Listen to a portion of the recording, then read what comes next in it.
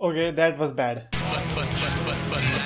तो यार Soma champions of the world, मैं हूँ 3DX चेतन एंड लिस्ट बहुत बड़ी हो गई है सुपरस्टार्स के रिलीज होने की। बिकॉज यस हमजा भाई रिलीज हो चुके हैं सुपरस्टार्स। ट्विटर पे मतलब पहली खबर फैल जाती है कि भैया रिलीज होने वाला है, एंड वो एक्चुअली में अब तक तो ट्रू ही होता है। जब जब रेसल वॉर्ड्स बताता है तो हो ही जाता है कि हाँ भैया रिलीज हो रहे हैं। एंड आज भी काफी सारे सुपरस्टार्स रिलीज हुए हैं, हालांकि बड़े नाम नहीं थे। मैक्स टू मैक्स NXT तक गए, जिसमें कि जिनको मैं जानता था वो थे Marina Shafir, Killian Dain, Bollywood Boyz, Fandango, Tyler Breeze, Ariya Daivari, Tony Nese and Ever Rise. सबसे ज्यादा शॉकिंग लगा किलियन डेन का, बॉलीवुड बॉयज का, एवर राइस का और ब्रिजांगो का भी of course. But do you think कि जिस बंदे ने ब्रॉन स्ट्रोमन का रिलीज देख लिया हो, एलिस्टर ब्लैक का देख लिया हो, बडी मर्फी का देख लिया हो, उसे अब शॉक लगेगा? एट दिस पॉइंट अब तो आदत सी हो गई है।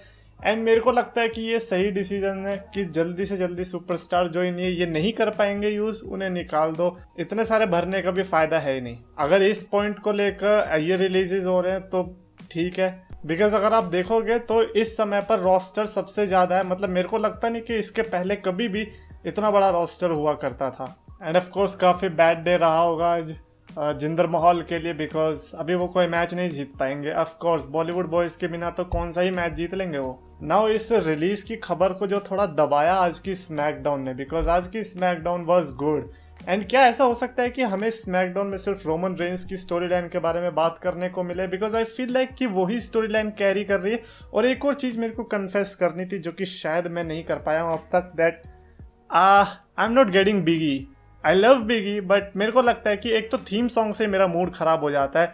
बिलीव और नॉट, मैंने बिगी का पहले का थीम सॉन्ग सुन अच्छा था। ये थीम सॉन्ग किसी भी एंगल से किसी सुपरस्टार का थीम सॉन्ग नहीं लगता। That is just a song, it is not representing anything. So पहली बात तो उसे चेंज करो। So that's it. मैं यही कहना चाहता था that I am not enjoying Big E like people were saying क्या बिगी और अपोलो की क्या राइवलरी चल रही है।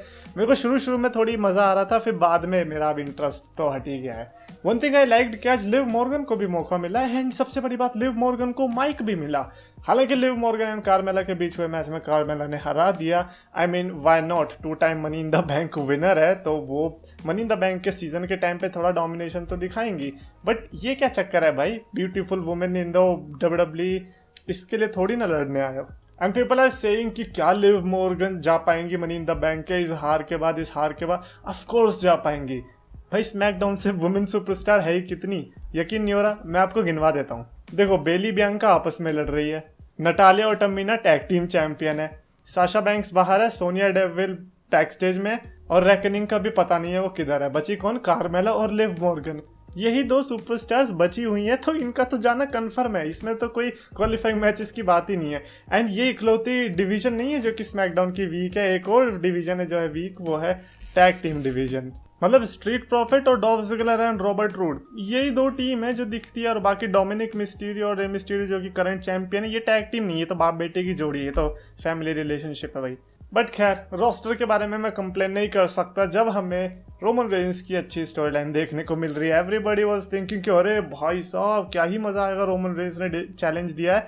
लेकिन उसके पहले जिमी ऊसो को प्रूव करने के लिए बोला कि भैया तुम अपना मैच जीतो और मुझे प्रूव करो, और उन्होंने जीता भी। बट रोमन रेंस मतलब ऐसा लग रहा था कि वो दिखा रहे हैं कि वो हैप्पी है, but I don't think so कि उन्हें वो मजा आ रहा है जो उन्हें जे ऊसो के साथ आया करता था। एंड मेरे को तो अभी जिमी ऊसो पे शक होने लग गया। मुझे लगता है कि जिमी ऊसो ने कुछ किडनैपिंग करवाई है जे ऊसो की, ताकि वो जे ऊसो की जगह ले सके।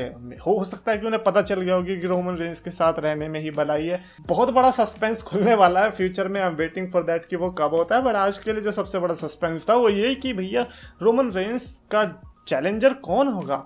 भैया पहले ही रोमन रेंस ने, मतलब ये तो हमें पता चल ही जाना चाहिए था कि रोमन रेंस नहीं लड़ने वाले। ही इज दैट आलसी। मैंने उसके पहले भी आपको मेंशन किया था कि रोमन रेंस आलसी है, ऐसा हो ही नहीं। हाँ, हॉर्न बजा ले पहले।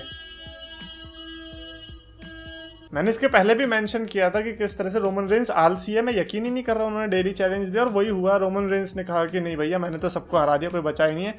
और उसी टाइम पर रिटर्न हुआ एज का। एज उस पोजीशन पर पहुंच गए हैं और अब वो चीजें करते हैं कि जब भी एज का थीम सॉन्ग बजेगा समझ लेना वो रिटर्न है।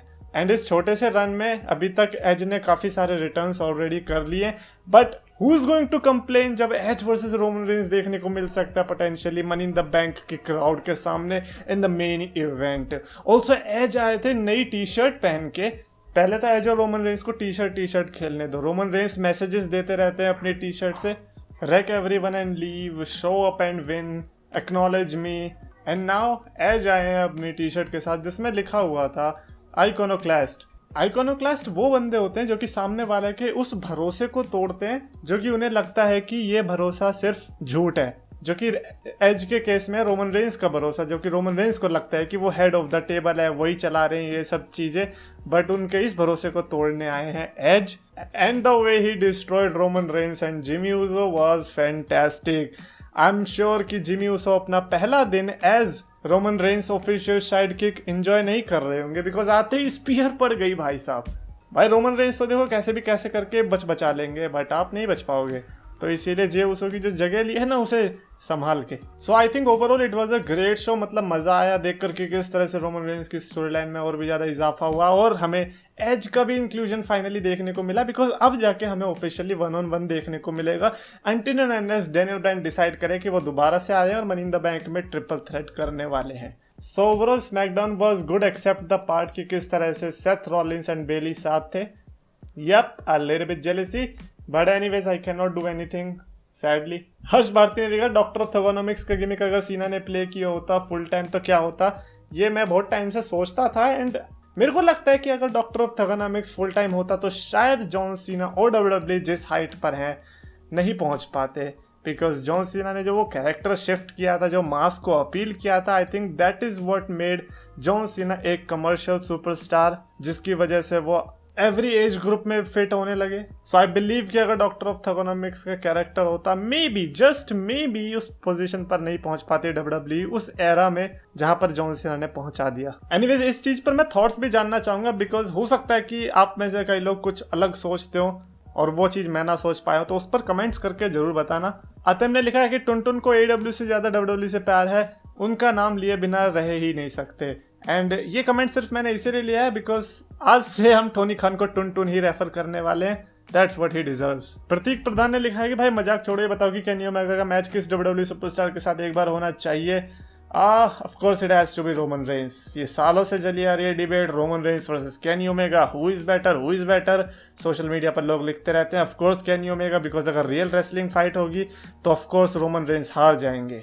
क्या तो उनको पता है क्या लगता है कि केनी ओमेगा जहाँ लड़ते हैं ना वो असली रेसलिंग फाइट होती है और वहां पर ना मतलब लड़ो कैसे भी, लेकिन बस रिजल्ट थोड़ा सा प्रिडिक्टेड रहता है, बाकी सब असली होता है। पहली बात तो अगर असली होता तो वो रेसलिंग मैच दिखता ही नहीं, वो UFC बन जाती।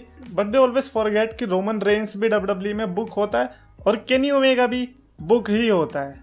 ही हैज नो स्पेशल टैलेंट कि हाँ भैया रेसलिंग गॉड हूं मैं तो जीतने ही वाला हूँ। And same goes for Roman Reigns of course. So they need to understand कि रेसलिंग भले डब्ल्यूडब्ल्यू में हो या फिर बाहर हो, टाइम और वर्क रेट का फर्क आता है बस, otherwise it is just same. Anyways comments में लिखकर बताना, बिकॉज मैं स्मैकडाउन के बारे में तो कुछ पूछ ही नहीं सकता। नहीं क्या पूछूं कि एज का रिटर्न कैसा लगा? ऑफ कोर्स अच्छा लगा होगा, पिछले 2 साल में 200 बार सुन लिया है मैंने ये। कमेंट्स में लिखकर बताओ वो जॉन सीना वाली बताओ, और अगर आपको वीडियो पसंद आए तो प्लीज लाइक करो, शेयर करो, चैनल सब्सक्राइब करो। रेसलिंग फैंस को पास बुलाया, मीठे शब्दों से सबका दिल था चुराया, अपने नाम का सच दम था बनाया, 2 लाख का इसने परिवार था जुटाया। पर समय की मार है या मेहनत की हार है, ये खुद को बदलना तो मेरे शब्दों के विचार है। अफसोस है कि आज सबने इसको भुलाया, फ्राइडेज को इसने RKO था लगाया, फ्राइडेज को इसने RKO